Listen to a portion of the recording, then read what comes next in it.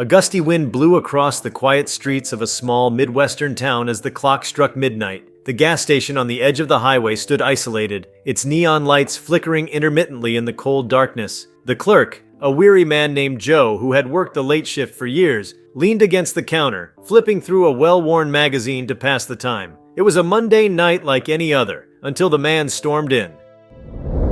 Before we start, smash the like and subscribe buttons for more updates.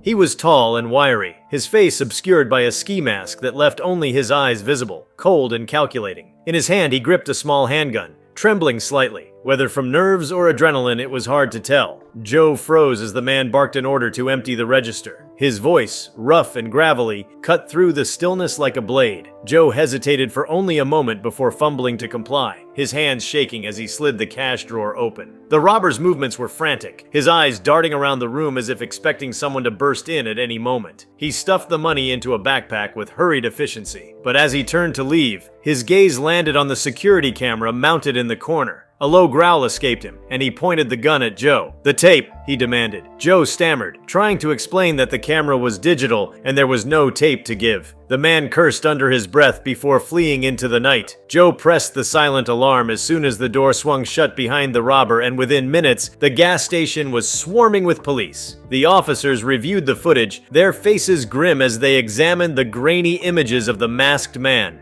It was a scene all too familiar in this part of the country, where desperation often led people to commit acts they'd never have considered in the light of day. News of the robbery spread quickly, a ripple through the small community, but the story truly captured national attention when Donald Trump Jr. entered the picture. It started with a tweet, as so many unexpected stories do. Sitting in his Manhattan apartment, scrolling through the news, Trump Jr. stumbled across the incident. Something about it struck him, not just the crime itself, but the look in the clerk's eyes as he stood helpless against the barrel of a gun. It wasn't pity that moved him, it was something deeper, something personal. Donald Trump Jr. was no stranger to the harsh realities of life, despite what many assumed about his privileged upbringing. He had seen how fear could grip people, how desperation could drive even good men to do terrible things. And while the world knew him as a businessman and public figure, there was another side to him, one rarely seen, a man who believed in second chances and the power of redemption. Within hours of reading about the robbery, Trump Jr. was on the phone with his team, arranging to fly to the town. The media caught wind of his plans and speculation ran wild. Why was the son of a former president traveling to a remote town for a gas station robbery? Was this a publicity stunt, or did he have some hidden connection to the case? The questions only grew louder when he arrived at the scene the next day, dressed casually in jeans and a leather jacket, a stark contrast to his usual tailored suits. Trump Jr. walked into the gas station and introduced himself to Joe, who was still shaken from the ordeal. The two men spoke privately for nearly an hour, and while the details of their conversation remained confidential, witnesses later described Joe's expression as one of cautious hope. Afterward, Trump Jr. met with the police and reviewed the footage himself. His demeanor was calm but intense, his focus unyielding. The robber, meanwhile, was still on the run, his identity unknown. Police had few leads, and the case seemed destined to fade into the background of countless unsolved crimes. But Trump Jr. wasn't ready to let that happen. He took to social media again, offering a reward for information leading to the robber's capture. Not for vengeance, but, as he put it, to give this man a chance to face his actions and find a path forward. It was an unusual approach, and it sparked fierce debate. Critics accused Trump Jr. of meddling in matters beyond his understanding, while supporters praised his efforts to shine a light on the struggles that often led to such crimes. But what no one expected was what came next. 2 days later, a man turned himself into the police. He was young, barely in his 20s, with hollow cheeks and eyes that spoke of a life far harder than his years should have allowed. His name was David, and he confessed to the robbery, his voice trembling as he explained his motives. He wasn't a career criminal or a violent man by nature. He was a father, desperate to feed his young daughter after losing his job and being evicted from their home. The story could have ended there, another tragic tale of poverty and poor choices. But Trump Jr. wasn't finished. He reached out to David through his lawyers, offering not just legal assistance but also the promise of a job once he had served his time. It was an offer that stunned everyone involved, including David himself. Why would a man of Trump Jr.'s stature take such an interest in someone like him? The answer, as Trump Jr. later explained in a rare interview, lay in his own experiences. He spoke of times when he had felt lost, unsure of his place in the world, and how the kindness of others had helped him find his way. "We're all human,"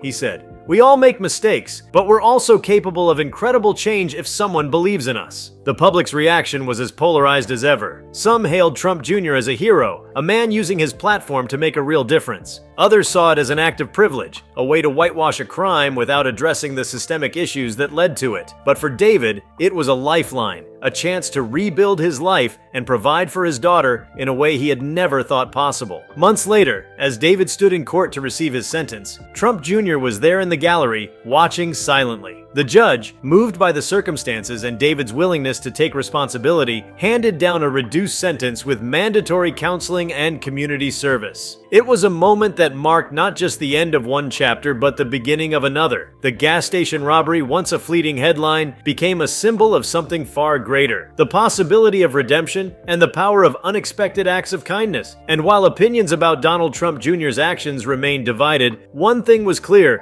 in a world often defined by division and judgment, he had chosen to see the humanity in a stranger and offer a hand instead of turning away. Years later, David would reflect on that fateful night with a mix of regret and gratitude. He would speak of the fear that had driven him to commit the robbery and the hope that had been reignited by an unlikely ally. And he would tell his daughter, now old enough to understand, about the man who had looked beyond his mistakes and seen the potential for something better. David's journey after the courtroom began with uncertainty. His reduced sentence allowed him to remain with his daughter Emily under strict probation, requiring him to attend counseling sessions and perform hundreds of hours of community service. For a man who had spent much of his adult life scraping by, it was a second chance he barely understood, let alone thought he deserved. But the weight of that opportunity was something he couldn't ignore. Donald Trump Jr.'s involvement didn't end with the courtroom. His pledge to help David wasn't a fleeting media gesture, but a commitment that came with strings. A steady stream of check-ins from his team, offers of support, and encouragement to keep going even when things felt insurmountable. Behind the public image, Trump Jr. maintained a consistent, if unpublicized, communication with David. He'd send emails now and then, sometimes just a few words. "You're doing great. Keep it up." Other times, the messages were longer, reflecting on challenges he himself had faced and offering advice on resilience. David's first few months after the trial were spent adjusting to his new reality. His court-mandated counseling sessions were intense, forcing him to confront the years of hardship that had pushed him to the edge. His counselor, a woman named Miranda, was kind but firm. She didn't let him skirt around the hard questions. Why had he waited so long to seek help? What had kept him from reaching out to family or community programs? He resisted at first, but gradually, he began to open up. The death of his wife 2 years earlier had left him drowning in grief, unable to cope with raising Emily alone. Losing his job had been the final blow, a culmination of bad luck and a lack of support that had spiraled into despair. For the first time, David allowed himself to cry in front of another person, letting years of bottled pain pour out. Emily was his anchor through it all. At just 6 years old, she was wise beyond her years, sensing her father's struggles and doing her best to cheer him up with drawings, hugs, and her endless curiosity. David worked tirelessly to ensure she never saw him falter again. He found odd jobs to keep them afloat while fulfilling his probation requirements, juggling manual labor shifts with community service hours. It wasn't glamorous, but it was honest work, and for the first time in years, he felt a glimmer of pride.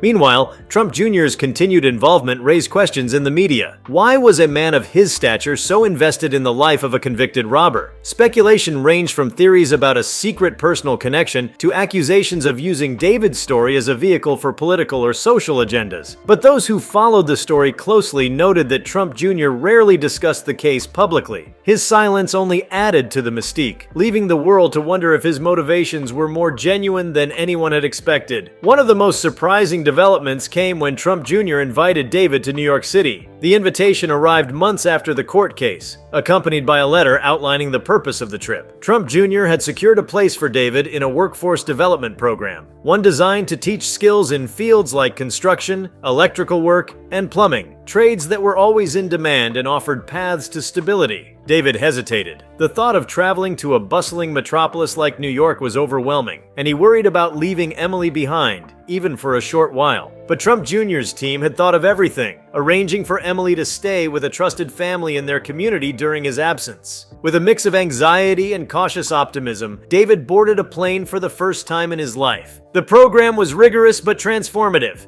David spent weeks learning technical skills, attending workshops, and meeting others like himself, men and women who had fallen on hard times but were determined to rebuild. Trump Jr. made an appearance at the program's opening session, speaking candidly to the participants about the importance of perseverance and self-belief.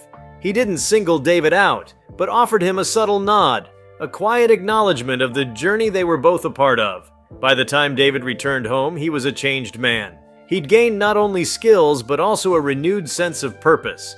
He secured a job with a local construction company, earning a steady income that allowed him to move Emily into a modest but comfortable apartment. It wasn't much, but to David, it was everything, a symbol of the life he was building for them both. As months turned into years, David became a fixture in his community. He volunteered at local shelters, sharing his story with others who were struggling and offering them hope. He became a mentor to young men at risk of falling into the same traps he had, teaching them the value of hard work and resilience. His past, once a source of shame, became a tool for connection and change. Trump Jr. watched from afar, content to let David's story unfold without interference. Their contact grew less frequent, though every now and then David would receive a short message of encouragement or a small, thoughtful gift for Emily, a book, a toy, or a handwritten card reminding her to dream big. The story took another unexpected turn when David was invited to speak at a conference on criminal justice reform. Organized by a coalition of activists, policymakers, and public figures, the event aimed to highlight stories of redemption and advocate for changes in the system that often left people like David with few options. Trump Jr. was also slated to speak, his presence sparking debate among attendees. Some saw him as an unlikely ally in the fight for reform. Others viewed him with skepticism, questioning his motives. David's speech was raw and heartfelt. He spoke of his darkest moments, the night of the robbery, and the unthinkable act of compassion that had changed his life. He didn't sugarcoat his mistakes, but emphasized the importance of giving people a chance to prove they could do better. The audience was silent, hanging on his every word, and when he finished, the room erupted in applause. When Trump Jr. took the stage later, he addressed the elephant in the room head-on. "I know many of you are wondering why I'm here," he began. And to be honest, there were times I asked myself the same question. But watching David's journey has reminded me of something my father always told me. Success isn't just about what you achieve, it's about what you give back. This isn't about politics or publicity, it's about humanity. The event marked a turning point, not just for David, but for the broader conversation about criminal justice and second chances. Media coverage of the conference painted a picture of an unlikely alliance between a former robber and a billionaire's son. Two men from vastly different worlds brought together by a shared belief in redemption. David's life continued to improve in the years that followed. He saved enough money to buy a small house where Emily finally had a yard to play in. She excelled in school, her bright smile a testament to the stability her father had fought so hard to provide. David never stopped working to better himself, taking night classes to earn certifications that opened even more doors. As for Trump Jr., his involvement in David's life gradually faded into the background. He continued to champion causes related to second chances, often citing David's story as a reminder of what was possible when people were given the opportunity to change. His actions remained a topic of debate, but for those who knew the full story, his commitment to David was undeniable. Years later, when Emily graduated from high school as valedictorian, she stood on stage and delivered a speech that brought the room to tears. She spoke of her father's strength, the man who had refused to let his mistakes define him, and the stranger who had seen potential in him when few others did. "Because of them," she said, "I've learned that no matter how hard life gets, there's always a way forward." David, sitting in the audience, felt a swell of pride he could barely contain. He thought of the night he'd walked into that gas station, the lowest point of his life, and the unlikely chain of events that had brought him to this moment. It wasn't just his story anymore, it was Emily's too, and a testament to the power of redemption, compassion, and the belief that even the most broken lives could be rebuilt. As Emily stepped off the stage to a standing ovation, David's heart brimmed with emotions that words could scarcely capture. He saw in her not just his daughter, but a reflection of the life he had fought to reclaim. That night marked a milestone, but it was far from the conclusion of their story. It was, instead, a gateway to a new chapter, one filled with possibilities that neither of them had dared to imagine. Emily's success drew attention from local media, which naturally led them back to David's story. Reporters who had once covered the gas station robbery as just another crime now approached it with renewed interest, framing it as a tale of transformation and resilience. Interviews were requested, profiles were written, and David, though initially hesitant, agreed to speak publicly again. He saw these opportunities not as a way to dwell on his past, but as a chance to inspire others. One of the most striking outcomes of the increased attention was the emergence of people from David's past. Faces he hadn't seen in years. A former co-worker from his long-lost factory job reached out, offering kind words and a desire to reconnect. An old high school friend appeared at one of his community service events, apologizing for losing touch and marveling at how far David had come. Even distant relatives, who had once judged him harshly, began to soften, expressing pride in his transformation. For David, these reunions were bittersweet. They reminded him of the years he had spent isolated, too ashamed of his circumstances to reach out. Yet they also underscored the importance of connection, the realization that no one's journey needed to be walked alone. He began to rebuild these relationships cautiously, setting boundaries but allowing himself to trust again. Meanwhile, Emily's future blossomed before her eyes. Offers of scholarships from universities and institutions poured in, many inspired by her academic achievements and the story of her family's perseverance. She chose to attend a prestigious liberal arts college, her focus on social work and public policy, a decision she credited to her father's influence. "I want to help others find the second chances they deserve," she told him one evening as they sat on the porch of their modest home. Her departure for college marked a significant shift for David. For years, his life had revolved around ensuring her well-being, and now he faced a quieter home and the daunting question of what came next. He threw himself into his work, now managing a small team at the construction company where he had started years earlier. But he also began to explore new avenues, driven by a growing desire to give back in ways that extended beyond his immediate community. It was during this period of reflection that David received an unexpected call from a foundation working on criminal justice reform. They had heard his story through the conference where he had spoken years earlier and wanted to invite him to join their advisory board. The role was unpaid but carried significant influence, offering him a chance to help shape policies that could prevent others from falling into the traps he had once faced. David hesitated at first, unsure if he had the qualifications to contribute meaningfully. But Emily, ever his cheerleader, encouraged him to accept. "You've lived it, Dad," she said. "Who better to help change the system than someone who knows what it's like?" The advisory board meetings brought David into contact with a diverse group of individuals. Lawyers, activists, former inmates, and even a few policymakers. At first, he felt out of place, his lack of formal education a stark contrast to the polished resumes of those around him. But as the discussions unfolded, it became clear that his voice was not only welcome, but vital. His first-hand experiences lent a perspective that others could only theorize about, and his ability to speak with raw honesty made him a powerful advocate. Over time, David became a leading voice within the foundation. He worked tirelessly to address issues like sentencing reform, re-entry programs, and access to mental health services for those involved in the justice system.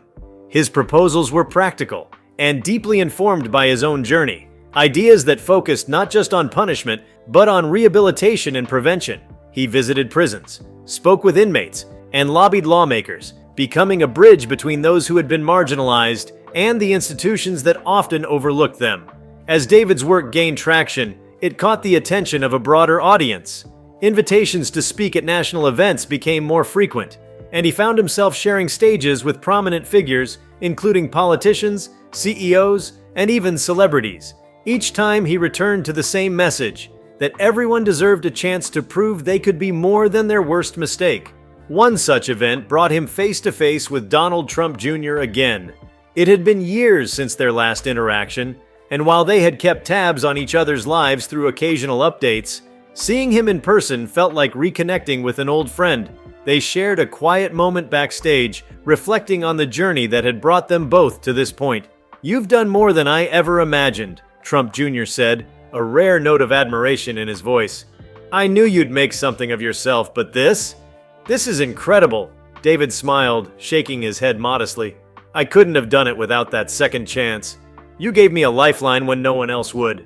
Their conversation drifted to larger issues: the state of the justice system, the importance of mentorship, and the ways they could continue to affect change. It was clear that while their paths had diverged, their commitment to the cause remained deeply aligned. Emily's college years were filled with her own milestones. She thrived academically, earning accolades for her research on community-based alternatives to incarceration.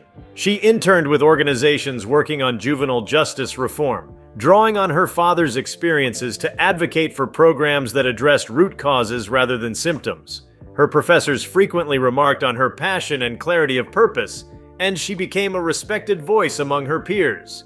When Emily graduated with honors, David was once again in the audience, this time joined by several of the friends and colleagues he had made through his work. Her speech at the ceremony echoed the themes of resilience and compassion she had spoken about in high school, but now it carried the weight of lived experience and academic rigor.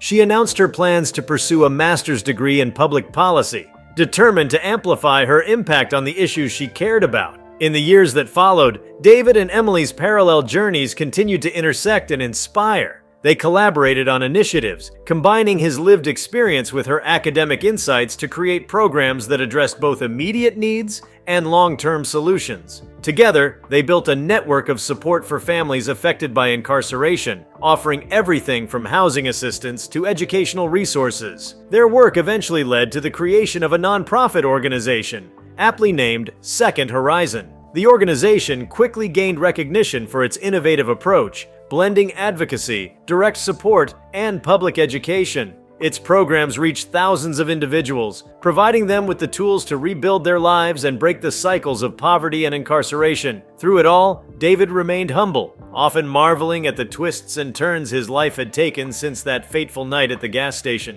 He never forgot where he came from, or the people who had helped him along the way. Joe, the gas station clerk who had shown him unexpected compassion. Miranda, the counselor who had guided him through his darkest moments. And of course, Donald Trump Jr., whose unthinkable act of kindness had set everything in motion. As for Trump Jr., he continued to be a supporter of Second Horizon, though he preferred to do so quietly, away from the spotlight. His focus had shifted to other philanthropic endeavors, but his connection to David and Emily remained a point of pride. In rare moments of reflection, he would tell those close to him that helping David had been one of the most meaningful decisions of his life. Years later, when David was honored with a national award for his contributions to criminal justice reform, he stood on stage and looked out at the crowd. Among the faces he recognized were Emily, now a respected policy advisor, and Trump Jr., seated discreetly in the back. David's voice trembled slightly as he began his speech, but his words were steady. "This isn't just my story," he said. "It's the story of everyone who believed in me when I couldn't believe in myself. It's proof that redemption is possible, that kindness matters, and that no matter how far you've fallen, there's always a way back. And if I can leave you with one thought, let it be this: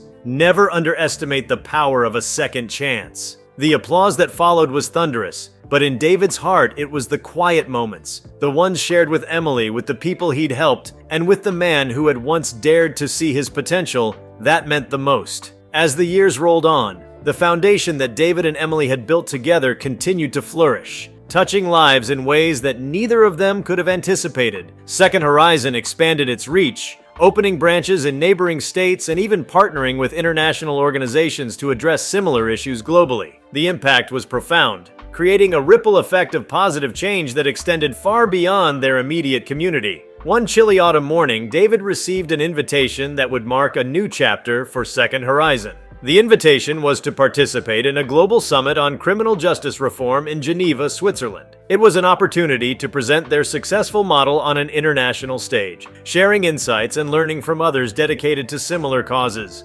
Excitement mingled with apprehension as he discussed the invitation with Emily, who was equally thrilled and honored. Preparations for the summit were intense, David and Emily meticulously compiled data, success stories, and strategies that had made Second Horizon a beacon of hope. They worked alongside their team to ensure every aspect of their presentation was polished and impactful. The anticipation of representing their work on such a prestigious platform fueled their dedication, pushing them to refine their approach and message. When the day of departure arrived, David felt a mixture of pride and nervousness. Boarding the plane, he glanced at Emily, who offered a reassuring smile. "We've come a long way," she whispered. "Let's make sure our story helps even more people." In Geneva, the atmosphere was charged with a sense of purpose. Leaders from around the world had gathered, each bringing unique perspectives and experiences. David and Emily's presentation was met with enthusiastic applause, their data and heartfelt stories resonating deeply with the audience. Questions flowed in after their session, sparking meaningful dialogues about best practices and collaborative efforts to enhance rehabilitation programs worldwide. Among the attendees was a representative from an international human rights organization who approached them after the presentation. She expressed admiration for their work and proposed a partnership to implement similar programs in regions struggling with high incarceration rates and limited support for re-entry. The potential for global impact was exhilarating, and David felt a renewed sense of mission. Back home, the success of the summit led to an influx of donations and grants, enabling Second Horizon to launch new initiatives. They introduced mentorship programs, vocational training tailored to emerging industries, and mental health services that addressed the root causes of criminal behavior. The organization became a model of comprehensive support, demonstrating that sustainable change was achievable through dedication and empathy. Amidst the growth, David never lost sight of the personal connections that had fueled his journey. He continued to mentor individuals who walked a path similar to his own, offering guidance and sharing his story as a testament to the power of transformation. Each success story reinforced his belief in the mission he and Emily had embarked upon. One evening, as David and Emily reviewed the latest progress reports, they received a letter that would add a poignant chapter to their narrative. It was from Joe, the gas station clerk from that fateful night years ago. In the letter, Joe expressed his gratitude, sharing how David's story had inspired him to volunteer at local shelters and support others in crisis. He recounted how the memory of that night had driven him to make positive changes in his own life, emphasizing the far-reaching effects of compassion and second chances. Touched by Joe's words, David realized that their work was not just about policies and programs, but about the individual lives they touched. It was a powerful reminder that every act of kindness, no matter how small, could ignite a chain reaction of hope and resilience. As the sun set on another day filled with progress and promise, David stood on the porch of his home, watching Emily play in the yard. He reflected on the incredible journey that had begun with a desperate act and an unthinkable response. From that single night at the gas station to the global impact they now had, it was a testament to the enduring strength of the human spirit and the transformative power of unwavering support. With a deep sense of fulfillment, David knew that their story was far from over. There were still countless lives to touch, challenges to overcome, and horizons to explore. And as long as there were people willing to believe in second chances, the possibilities were endless. If you like this video, please give it a like and subscribe to our channel. Also, leave your comments below and tell us, what are your thoughts on a man robbing a gas station in this story? We want to hear from you. Thank you for watching and see you next time.